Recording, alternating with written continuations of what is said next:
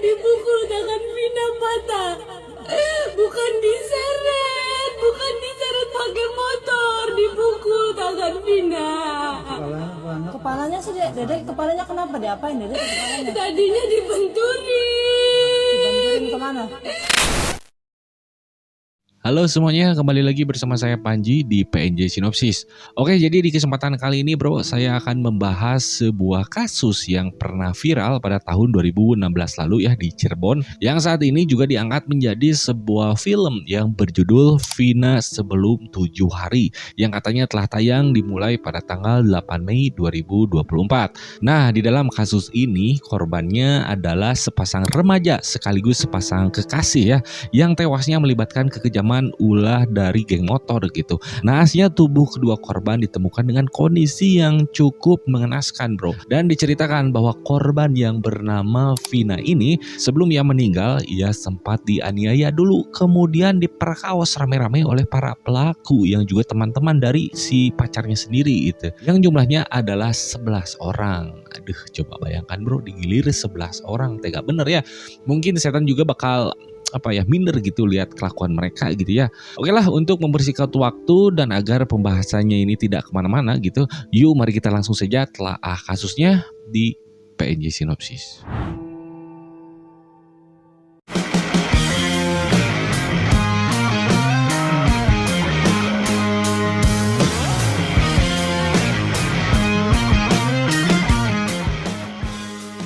Oke, sebelum ke kronologi kejadian, mari kita bahas profil kedua korban dulu ya bro.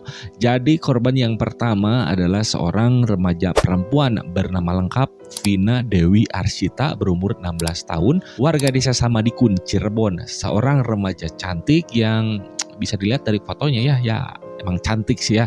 Dan dari beberapa sumber, karena dia itu cantik gitu, ia banyak disukai oleh teman-temannya gitu. Nah lanjut, kemudian korban kedua sekaligus pacar dari Vina, yaitu seorang remaja pria bernama lengkap Muhammad Rizky, yang juga sama-sama berumur 16 tahun dan biasa dipanggil dengan nama panggilan Eki, warga Bumi Arumsari, Cirebon. Nah seperti yang sudah saya bilang di awal tadi ya bro, bahwa kedua sejoli ini statusnya berpacaran dan dikatakan sedang menjalani hubungan serius karena kedua orang tua mereka ini sudah bertemu satu sama lain ya, dan sudah berencana untuk menikah setelah mereka lulus sekolah. Nah jadi di dalam cerita si Eki ini suka membawa Vina ke dalam circle pertemanannya, dan menurut salah satu sumber si Eki sendiri merupakan seorang anggota dari sebuah geng motor bro, yang tidak perlu saya sebutkan nama geng motornya ya.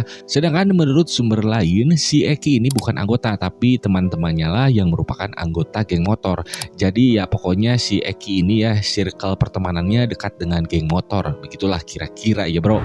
Oke, jadi pada suatu hari diceritakan saat itu Eki membawa Vina untuk diperkenalkan kepada teman-temannya yang anggota geng motor ini gitu ya. Nah karena melihat Vina yang berparas cantik, salah satu teman Eki yang bernama Egi terpesona melihat kecantikannya. Oke, jadi agar tidak tertukar karena namanya mirip gitu bro, jadi di sini ada Eki pacar Vina ya, dan Egi teman Eki yang anggota geng motor. Nah jadi pada saat itu diceritakan pas nongkrong bareng gitu ya, karena cantik dan suka, si Egi ini mulai menggoda Vina, walaupun si Egi ini tahu bahwa Vina adalah pacar Eki temannya sendiri. Nah dikarenakan si Egi kurang jago dalam menikung pacar teman secara baik dan benar, ya nikung mah emang gak ada yang baik dan benar juga sih. Lama kelamaan Vina pun merasa bahwa saat itu Egi menggodanya semakin kesini semakin melampaui batas, sehingga pada akhirnya sebagai respon karena Vina ini merasa mendapatkan perlakuan yang tidak menyenangkan ya bro. Jadi entah karena dikata-katai atau apalah, pokoknya sampai pada titik pelecehan verbal begitu, maka Vina pun meresponnya dengan meludahi Egi. Nah karena mendapatkan reaksi keras seperti itu dari Vina, maka dalam cerita ini Egi pun tidak terima dan akhirnya menjadi dendam kepadanya.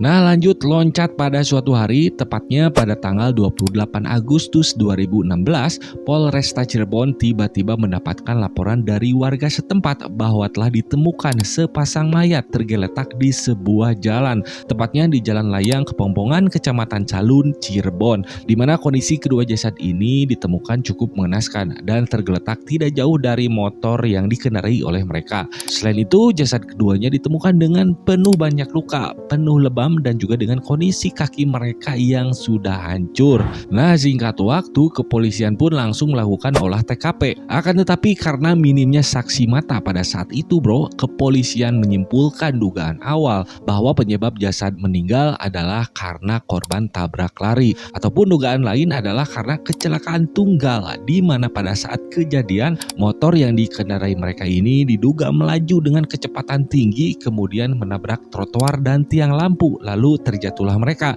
yang akibatnya kakinya pun terlindas oleh mobil atau bis yang lewat sehingga kaki mereka pun bisa hancur. Lanjut, kemudian akhirnya setelah olah TKP jasad pun diserahkan kepada rumah sakit untuk diperiksa lebih lanjut, dan tentu saja ternyata setelah diidentifikasi kedua korban atau jasad mereka ini tidak lain dan tidak salah adalah Vina dan Eki. Nah, bagaimana mereka bisa meninggal dan apa penyebabnya bro? Mari kita langsung saja ke kronologi kasus.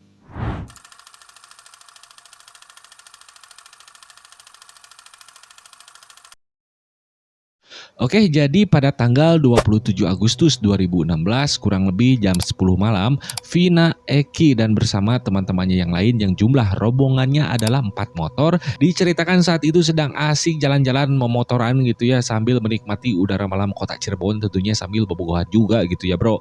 Nah, akan tetapi saat Vina dan rombongan melewati SMPN 11 Cirebon, tiba-tiba mereka berpas-pasan dengan sekelompok orang yang sedang nongkrong di depan SMP tersebut. Kemudian entah alasannya mengapa tiba-tiba sekelompok orang tadi melempari batu ke arah mereka. Nah, kemudian karena berhasil kabur dari pelemparan batu tersebut, rombongan Vina Eki pun dikejar. Mereka yang mengejar ternyata berjumlah 11 orang dan merupakan anggota-anggota dari sebuah geng motor yang lagi-lagi tidak bisa saya sebutkan namanya ya. Akan tetapi di tengah pengejaran karena mungkin panik gitu ya bro, maka diceritakan Vina dan Eki pun terpisahlah dari rombongan.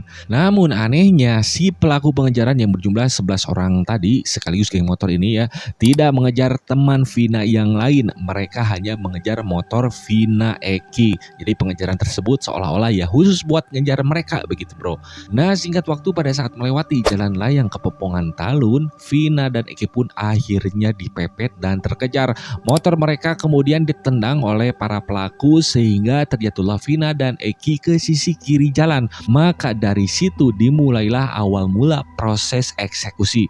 Vina dan Eki lalu dianiaya dan dipukuli terlebih dahulu hingga mereka babak belur. Nah, namun untuk meminimalisir saksi mata dan agar lebih leluasa dalam menganiaya korban gitu, maka Vina dan Eki pun diangkut lagi ke atas motor dengan cara diapit oleh para pelaku, kemudian membawanya ke sebuah lahan kosong di seberang SMPN 11 Cirebon tadi yang memang pada saat itu keadaan tengah sepi. Dan ternyata di antara para pelaku penganiayaan tersebut yang mana tentu saja bermotifkan dendam gara-gara cinta bertepuk sebelah tangan ya, dan karena harga dirinya sebagai laki-laki itu diinjak oleh perempuan hingga ia diludahi begitu, sudah bisa ditebak dan tidak salah lagi di antara para pelaku tersebut salah satunya adalah Egi, teman dari Eki yang juga merupakan aktor utama sekaligus otak dari kasus ini. Nah, lanjut di lahan kosong di seberang SMPN 11 Cirebon, Vina dan Eki pun lanjut dianiaya. Eki dipukul oleh benda-benda tumpul seperti balok kayu dan bambu, kemudian kakinya dilindas oleh motor si pelaku hingga pada akhirnya ia pun katanya pingsan ya. Dan di saat yang bersamaan Vina juga mendapatkan perlakuan yang sama bro. Ia dipukul oleh bambu, kakinya dilindas juga oleh motor berkali-kali, dan bahkan menurut cerita kepalanya sampai dibenturkan ke motor pelaku hingga ia pun tidak berdaya. Namun tak hanya sampai situ saja bro, kekejian pun berlanjut.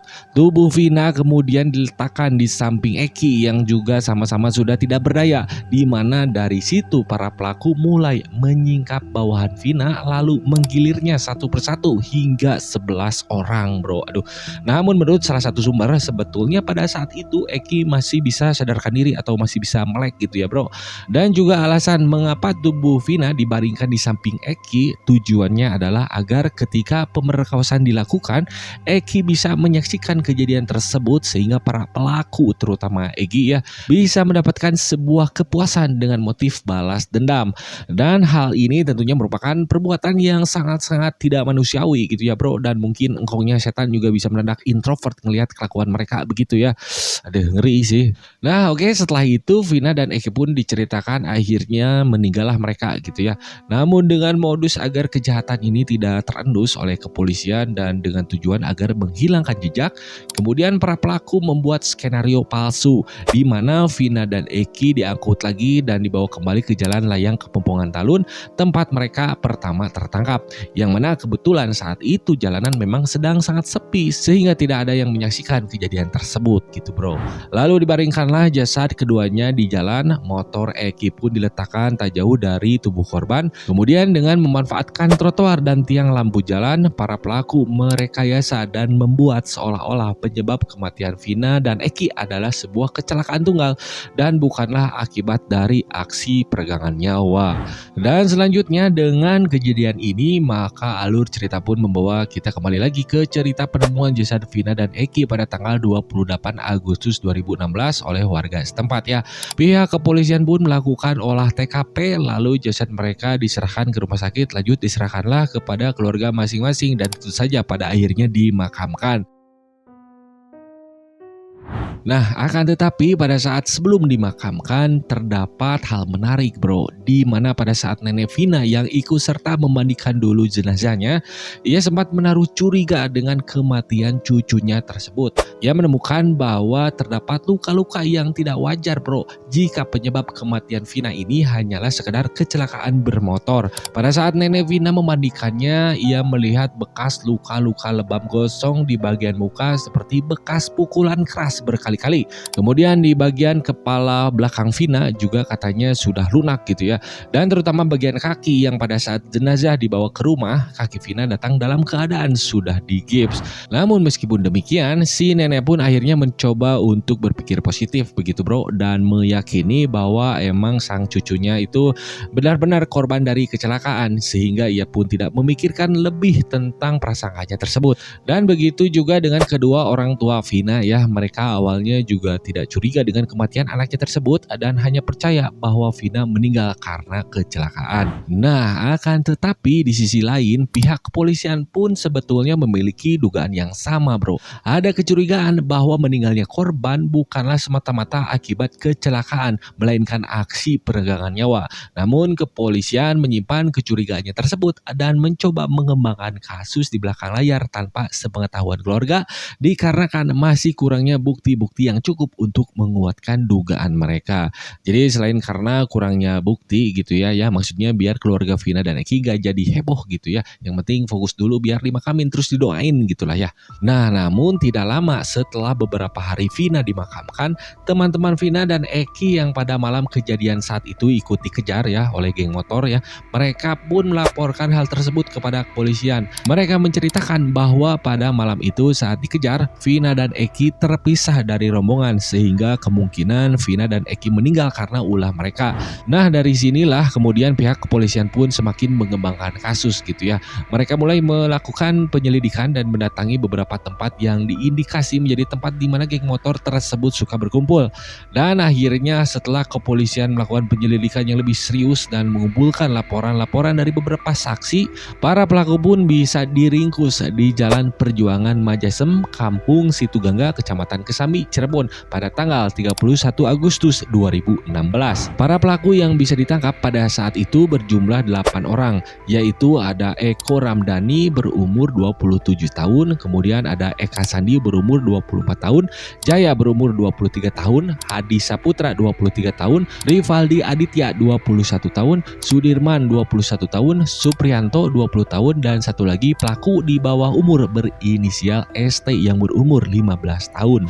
Nah, singkat cerita, setelah diringkus dan diinterogasi, mereka pun membocorkan bahwa ada 3 pelaku lagi yang belum tertangkap, yaitu ada Andi, Dani, dan Egi, otak dari kasus ini. Namun dikabarkan bahwa ketiga pelaku tersebut sudah kabur entah kemana, dan sampai dengan film Vina sebelum 7 hari dibuat, mereka masih belum diketahui keberadaannya ya, karena katanya salah satu pelaku yaitu Egi adalah anak dari seorang aparat. Jadi ya mungkin diumpetin atau tapi entahlah. Nah, kekejaman para pelaku dan Egy juga sempat diungkapkan oleh salah satu teman Vina yang bernama Linda. Yang anehnya si Linda ini ya bahkan tidak ada di tempat kejadian. Tidak tahu bagaimana Vina dan Egy bisa diambil nyawanya. Namun entah mengapa ia bisa menceritakan secara detail bagaimana kejadian tersebut. Nah, loh kok dia bisa tahu gitu ya. Nah, hal ini terjadi karena setelah kejadian katanya si Linda ini telah dimasuki oleh arwah atau arwah korinya dari Vina gitu. Jadi dikabarkan bahwa Linda ini memang agak-agak sensitif terhadap hal-hal yang berbau supranatural gitu ya. Sehingga ia jadi mudah kerasukan termasuk arwah Vina.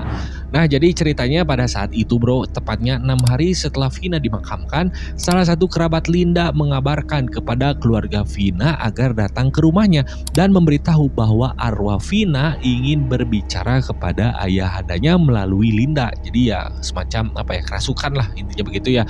Ya ini mah percaya nggak percaya sih. Nah, setelah keluarga Vina datang, tak lama dari situ Linda pun mulai kerasukan. Kemudian sambil menangis dan meraung-raung karena kesakitan begitu ya, Linda atau arwah Vina ini menceritakan bagaimana saat awal-awal mereka jalan-jalan bersama Eki kemudian tiba-tiba dikejar ya, kemudian dibawa ke lahan kosong, terus dianiaya dan akhirnya meninggal ya. Pokoknya persis seperti kronologi kejadian yang sudah saya ceritakan tadi begitu. Nah, cerita atau kejadian kerasukan Linda ini sempat direkam dan sempat viral bro di berbagai sosial media ya. Dan tanpa basa-basi lagi lah, mari kita langsung saja simak seperti apa rekaman suaranya. Selamat mendengarkan. Dipukul tangan Vina patah. Bukan diseret pakai motor, dipukul tangan Vina. Kepalanya sih Dedek, kepalanya kenapa diapain Dedek? Tadinya dibenturin. Dibantuin kemana? Ke motor, terus ke aspal. Eginya tuh mau nolongin, tapi Eginya juga kena. Itu tuh salah satunya ada yang suka sama Vina. Temen Egi itu salah satunya namanya Egi. Bener kan, jangan tadi Egi pak. Namanya Egi, temennya Egi. Suka sama Vina. Terus Vinanya ngeludahin. Dia aja dendam kayaknya sama Vina.